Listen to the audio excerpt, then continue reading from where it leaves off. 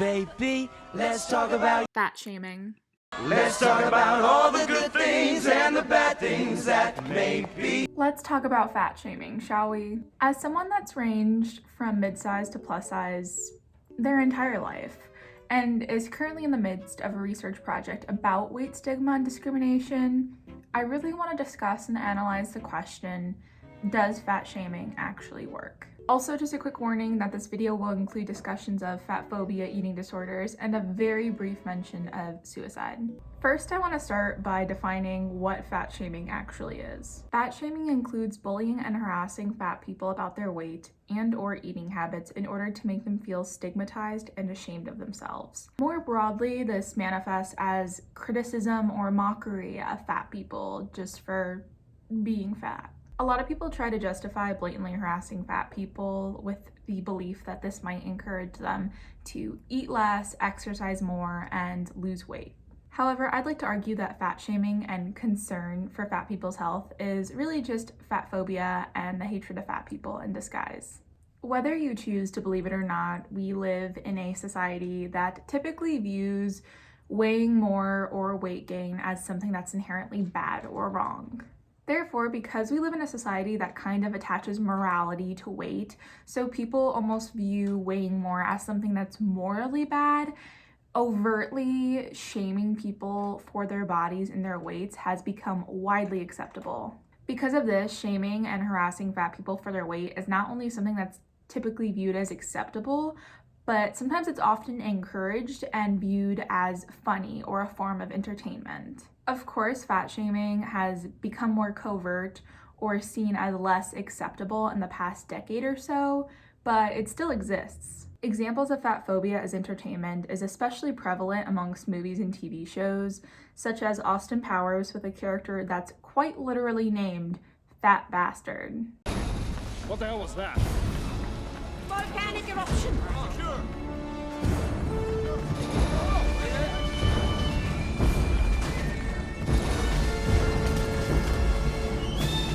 May I present to you my spy in the Ministry of Defense, Fat Bastard. There's also How I Met Your Mother. If you two want to get married in my church, you'll stop breaking the 9th commandment. No fat chicks? Thou shalt not lie. With fat chicks? Wall-E.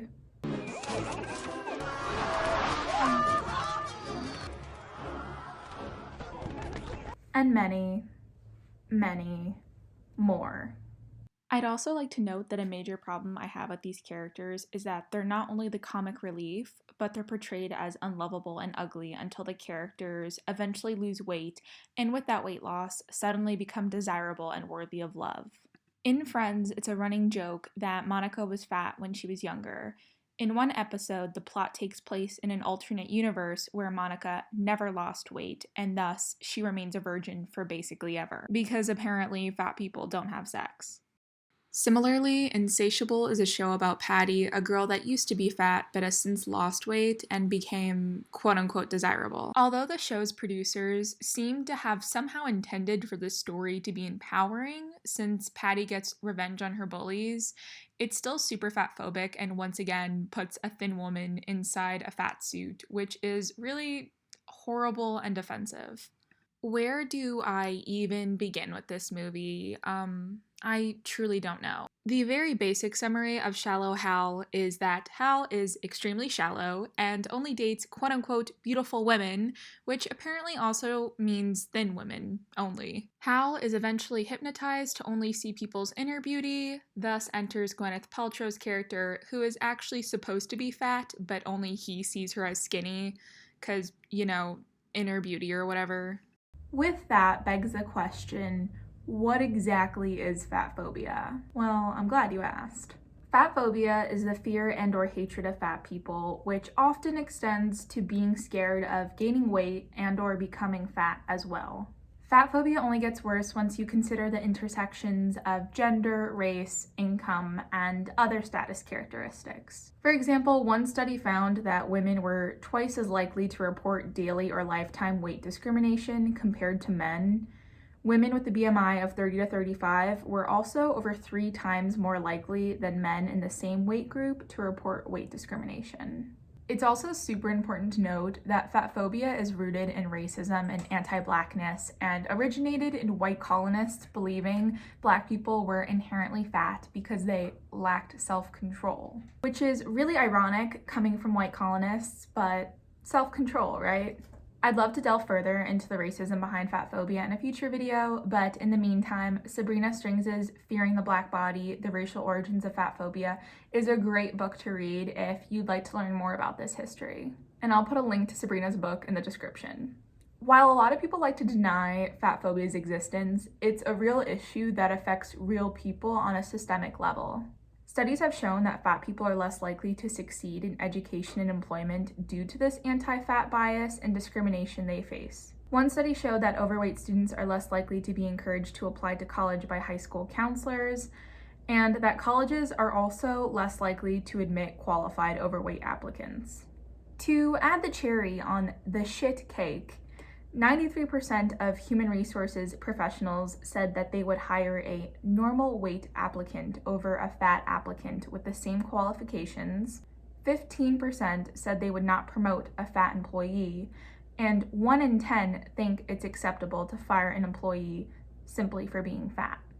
Fat women are also paid approximately $7,000 less annually than their thinner counterparts, which can ultimately translate to about $100,000 over a 40-year career. The weight stigma that fat people face in healthcare also often results in the procrastination of routine and preventative healthcare. So fatphobia literally leads to fat people getting paid less than their thinner counterparts and being dismissed and ignored in healthcare. Now, let's circle back to our original question. Does fat shaming actually work? I think you can gather from everything I've said that the answer is no, but we will continue. Studies have shown that weight stigma and discrimination actually worsens fat people's mental and physical health, since the stress of fat phobia increases stress levels and produces a wide range of negative psychological and physical effects, such as the increased likelihood of low self-esteem, eating disorders, depression, heart attack, and stroke. This is kind of a side note, but not really because it's relevant to the discussion we're having, but even if you search fat phobia on YouTube, you're met with a lot of videos that, well, fat shame. Fat shaming has also been linked to susceptibility to depression, anxiety, body dissatisfaction, decreased self-acceptance, and suicidality. Furthermore, research has also demonstrated that weight-based teasing is associated with distorted eating habits, such as binge eating or eating in secret, as well as decreased motivation to exercise. In case this entire video so far hasn't been enough for you, I'll give you yet another quote from yet another study. Perceived weight discrimination is associated with low self-esteem, poor psychosocial functioning, binge eating, and psychological distress. Additionally, one general population study showed that perceiving another form of discrimination, including physical appearance/weight discrimination, predicted psychopathology. All of these factors combined clearly produce negative health effects for fat people, but y'all care so much about health. And that's why you're concerned, right? I'd also like to note that nobody, including fat people, owes anybody health. And expecting that everybody you come into contact with be healthy in order for you to treat them with respect is extremely ableist and also really weird and horrible. In general, I feel like fat phobia and fat shaming aren't taken as seriously by people because in their minds they think, well, if fat people don't want to be bullied and harassed for their weight, then they should lose weight. And there is so much to unpack with that statement, but I just want to start by saying that, first of all, it's really difficult for a lot of people to lose weight. A lot of people can't lose weight due to their metabolism, due to their health conditions, due to the medications they're taking, etc., etc. Not to mention, and this is the big one, fat people don't have to lose weight. It's pretty simple. I just wanted to add that I think we really need to let go of this idea that everybody is supposed to be the exact same body weight, size, and shape, and then that's somehow completely normal, but people varying in body size and shape isn't normal.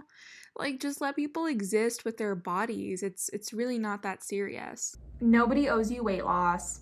Other people's bodies are none of your business. And just because you view something as an alterable trait doesn't mean that it's okay for you to harass other people for it.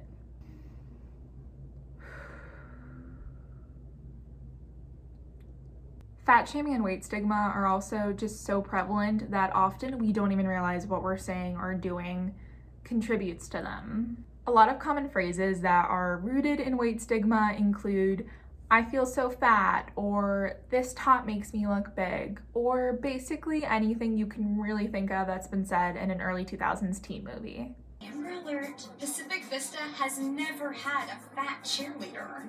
Brianna's the best in the squad, so she gained a little weight over the summer. Not that bad. Are you kidding me? The girl's a cow. I wanted to bring up a good point I read in an article by Raz Magazine. The author of this article basically argues that although the movie Bring It On talks about serious and important issues like race and class, the movie routinely uses body shaming as a main point of dialogue, mainly by the character Winnie, which was evidenced in the clip I just showed. Although I know body shaming is something that is especially common within sports, and the movie is probably just trying to portray that, it's important to discuss how and why exactly body shaming is used. The body shaming that Winnie directs at other characters in the movie eventually leads one of them, Brianna, to collapse at an audition after adopting a new fitness routine, which was basically just disordered eating. The body shaming that these characters perpetuate is often used in an attempt to elevate their social status and exert power over people, which is often how body shaming, specifically fat shaming, is used. People usually fat shame others not out of concern, but rather as an attempt to exert power and control over fat people.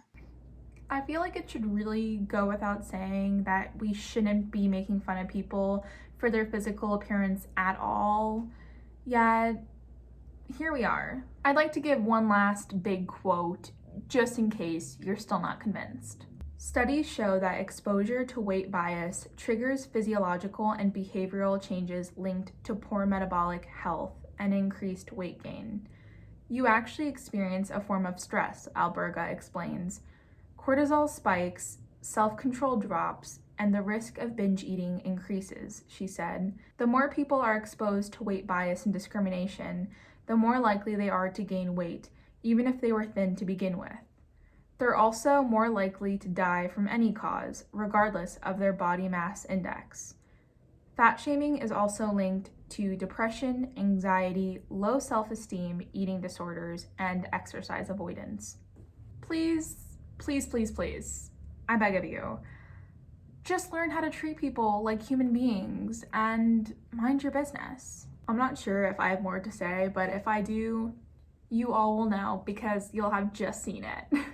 Although I did discuss fat shaming in terms of interpersonal bullying and harassment, I'd like to also reiterate that fat phobia is systemic and it's embedded in most of our social institutions, whether it be healthcare, education, or employment. I'd like to leave off by encouraging you all to consider how fat phobia pervades your life and how you might help perpetuate it. I'd really love to make more video essays in the future, so if you'd like, you could subscribe if you're into me ranting about stuff I'm passionate about and also posting about self-love, body image, and fashion. No pressure though, do whatever you want. Anyways, I hope you all have a lovely rest of your day and I'll see you in my next video. Bye!